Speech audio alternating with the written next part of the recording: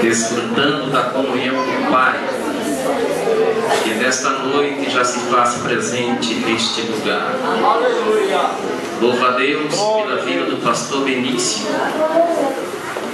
que me ligou um domingo, estava ali trabalhando e me convidou para que estivesse aqui nesta noite, atendendo à indicação do nosso irmão Ângelo e da nossa irmã Carla. Tivemos o privilégio de servir a este casal, sua família, quando eu era serviçal ali na igreja do Jardim Maria Luísa. E hoje aprove ao Senhor estar aqui. Muito obrigado, que Deus continue vos abençoando. Louva a Deus pela vida do nosso amigo, meu amigo, operador Tarcísio. Esse jovem está ali, geralmente nas ministrações onde eu vou, eu levo ele comigo, ele registra, tira fotos e depois é publicado no meu blog, pastorezequiasilva.com.br, e também no Facebook. É uma coisa comum hoje, né? Todo mundo tem Facebook, Ezequias Silva com S, e lá nós divulgamos aquilo que Deus tem feito por onde nós temos passado. E eu louvo a Deus porque até aqui o Senhor tem confirmado a intenção do nosso coração. Quero agradecer a Deus pela vida dos meus companheiros que estão aqui na minha retaguarda. Que Deus continue vos abençoando. Conheço o pastor Edilmar e também eu achava que era Odálio. Muito bem, que Deus continue te abençoando, e demais companheiros. Também quero trazer aqui um abraço da minha esposa. Ela pensou estar aqui comigo nesta noite, a doutora Miriam Almeida de Jesus, mas dado motivos de saúde não pôde estar. Então eu trago aqui um abraço da nossa irmã Miriam. E eu quero agradecer por último ao Espírito Santo, que sem Ele nós aqui não estaríamos. Esta festa não seria organizada de modo nenhum.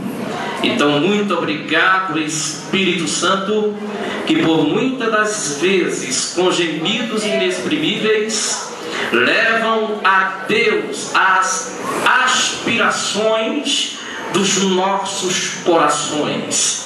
E aquilo que nós não sabemos falar, Ele fala diante do Pai por nós. E certamente lá em cima os céus entendem e derrama a sua chuva de glória e recompensa na vida daqueles que acreditam pelo nome do poder de Jesus Cristo nosso Senhor. Amém? Muito bem, vamos para a palavra. Salmos de número 24.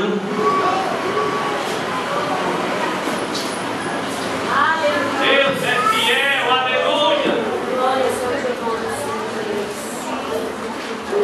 Versículo de número 7 e o versículo de número 8. Estive orando a Deus sobre esse tema, e o Senhor me deu uma palavra para falar à igreja nesta noite.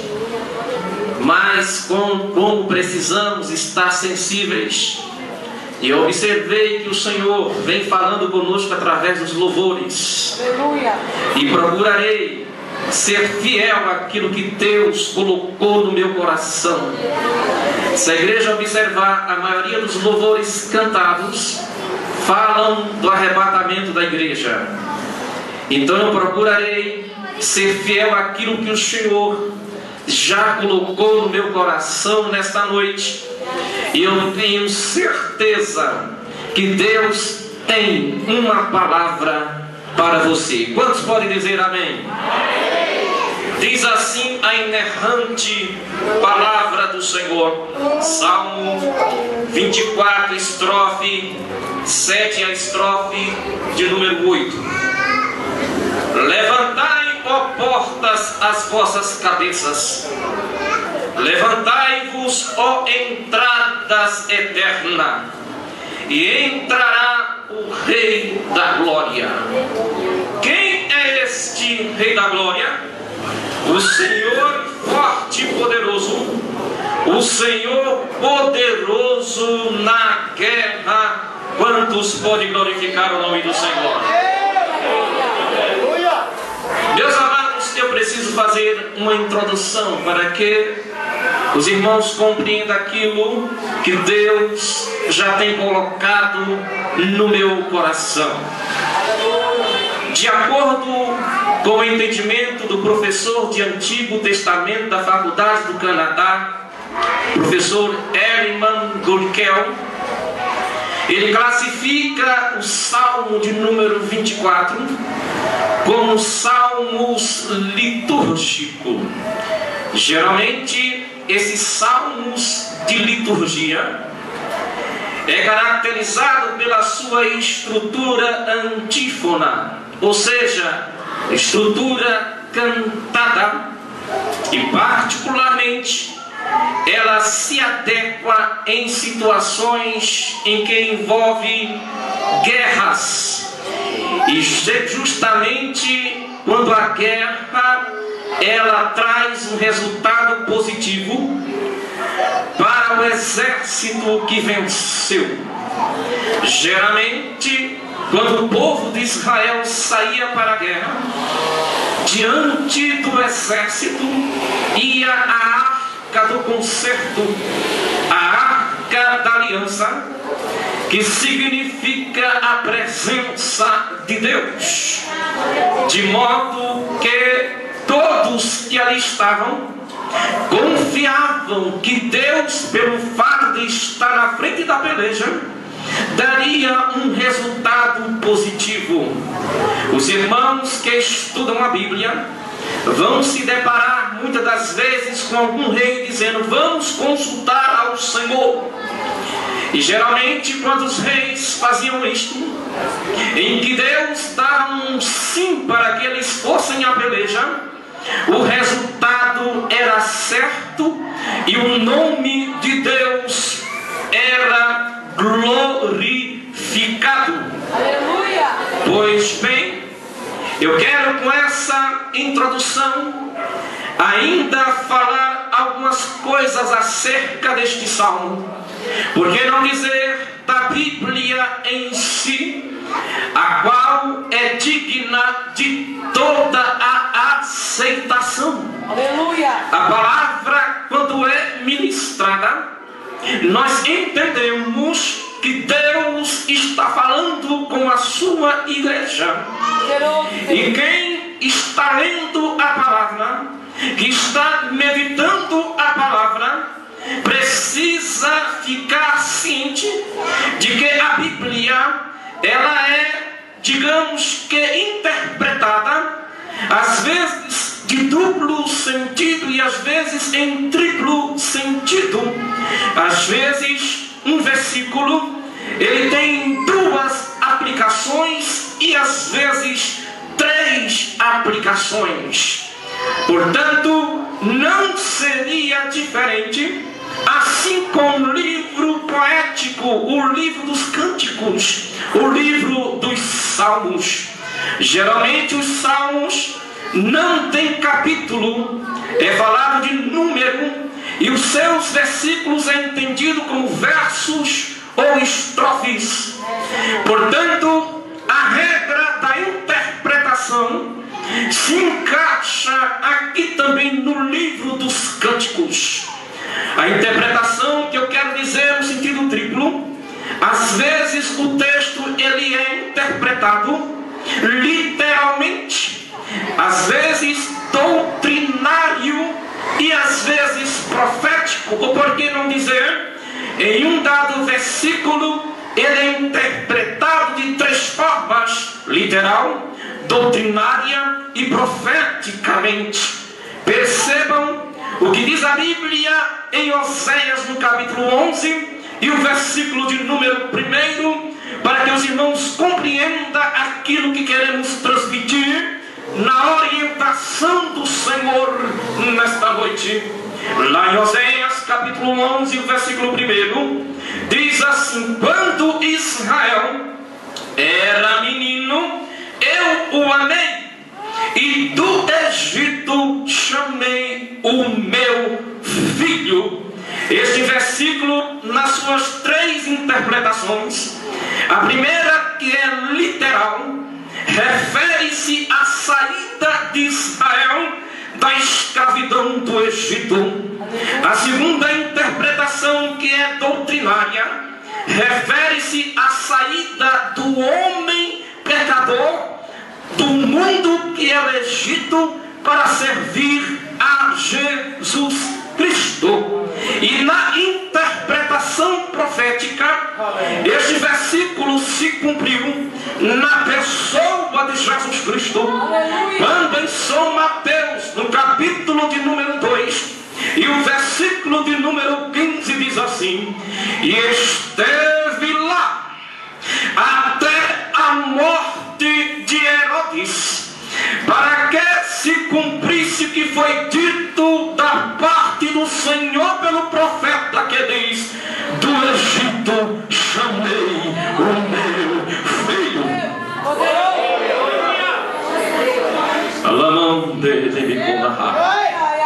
Então, entendendo que a Bíblia, ela é interpretada literalmente, doutrinariamente e profeticamente, queremos enquadrar este salmo dentro dessas interpretações. Mas eu entendo, daqui para frente, eu só vou falar aquilo que Deus permitir. Porque eu senti nesta noite que nós precisamos mudar aqui o curso natural das coisas. Porque a presença de Deus é real neste lugar. E certamente nós não viemos aqui para uma simples festa. Viemos aqui para render louvores e glória ao Rei dos Reis e ao Senhor dos Senhores.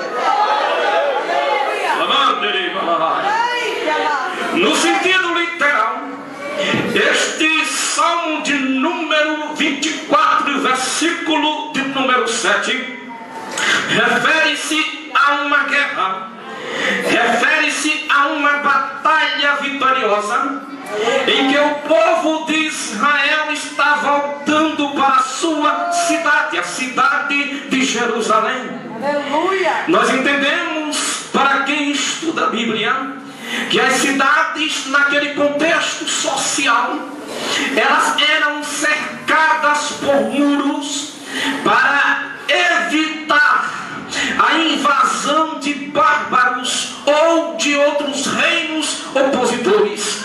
E geralmente quando o exército saía, a porta da cidade ela era baixada, como se fosse uma porta dessa aqui, que ela vai para cima e desce para fechar.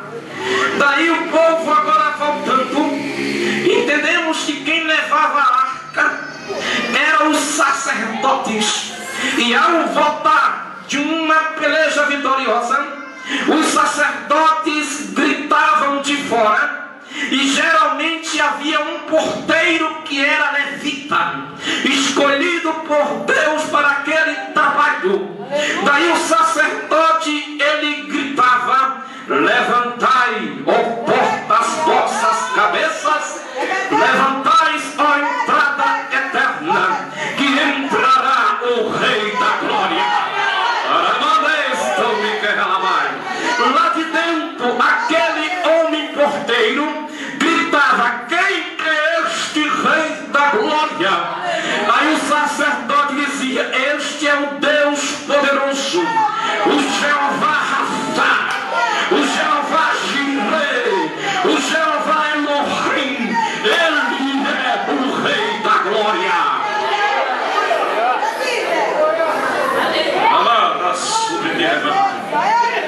Então estou dizendo que no sentido literal, o Rei da Glória é o próprio Deus. Diga Deus. No sentido profético, este salmo de número 24 aponta para um advento. Meu Deus, eu acho que vou ficar nesse advento nesta noite. Eu só vou falar daquilo que Deus colocar no meu coração. Amém, igreja?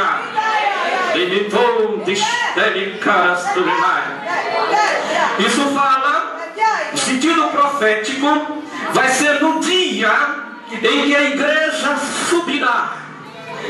Eu acho que vou ficar nesse tópico. Depois a gente volta para completar a mensagem.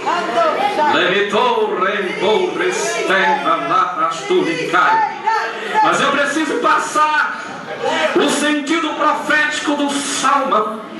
Este salmo se refere ao dia em que o Senhor vai tocar, vai chamar o seu povo, os escolhidos, os remidos, aqueles que vieram de fora para aqui e que levam uma vida de santidade na presença de Deus.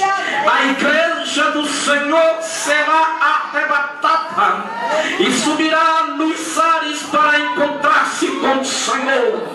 Lá nos ares receberão o galardão segundo a sua obra. É um lugar que ainda não é o céu, mas no espaço, quem sabe na porta da entrada do céu. Ali o Senhor dará a cada um uma recompensa segundo a sua obra. Tudo que você fez na obra do Senhor não será em vão. Haverá uma recompensa da parte do Senhor. Daí, quando a igreja sair do tribunal de Cristo, que é justamente o local onde vai ser a entrega dos galardões, o Senhor vai chamar a sua igreja.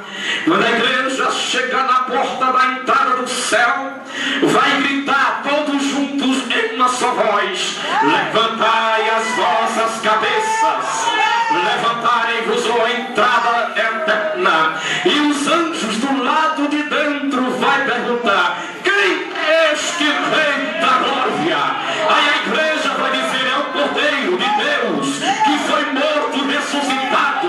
Vai cantar o cântico do Cordeiro e as portas eternas se abrirão e a igreja jubilosa entrará lá da glória do Pai, onde para sempre estará vivendo com Ele.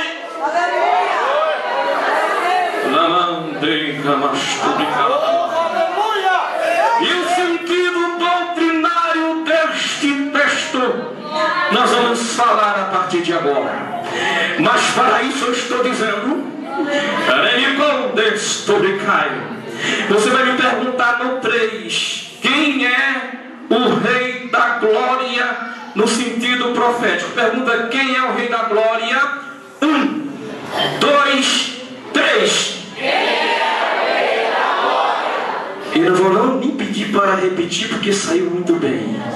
Jesus é o Rei da Glória. Eu estou dizendo que Jesus é o Rei da Glória.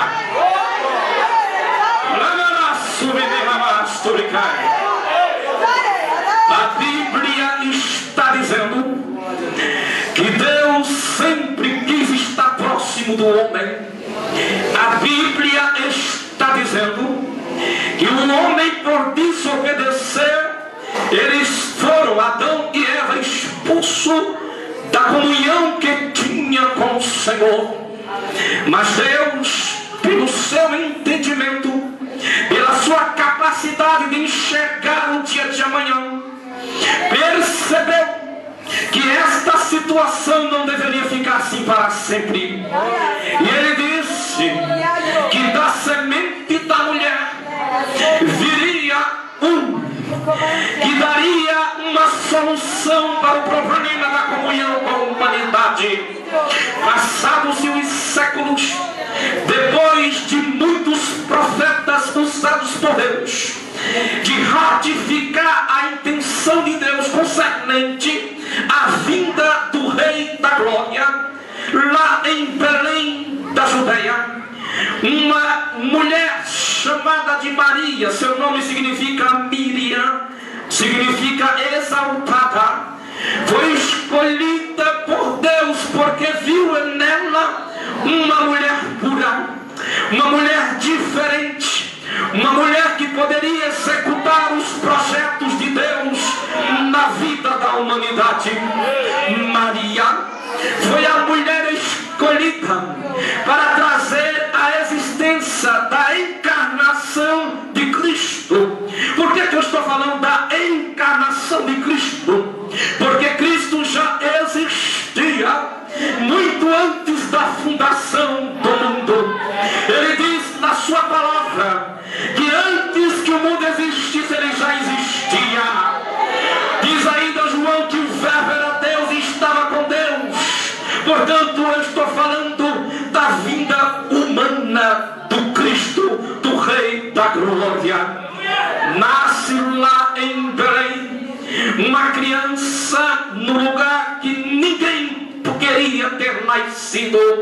Em um estábulo, em uma manjedoura, nasce o Rei dos Reis, o Rei da Glória. Eu fico a imaginar como foi a infância do Rei da Glória. Já imaginou como era difícil para a mãe Maria educar e ensinar aquela criança, sendo que no seu coração guardava a profecia de que ele era o Salvador do mundo? Agora já imaginou Jesus como criança, chorando para pedir leite para a sua mãe, e às vezes a sua mãe estava ocupada? Ele até poderia dizer: mãe, eu quero leite, mas só que ainda não podia se revelar. Ele foi homem, 100% homem, mas porém 100% Deus. E desta forma, diz a Bíblia que o menino Jesus crescia em entendimento, crescia em sabedoria, e por algumas vezes foi encontrado lá na sinagoga ensinando para os doutores. Ali estava o Rei da Glória, que tinha uma missão de reconciliar a humanidade com Deus. E o Senhor procurou ser fiel no seu propósito, de modo que ele esperou até 30 anos para se revelar como Deus Todo-Poderoso, como 100% homem, mas também como 100% Deus.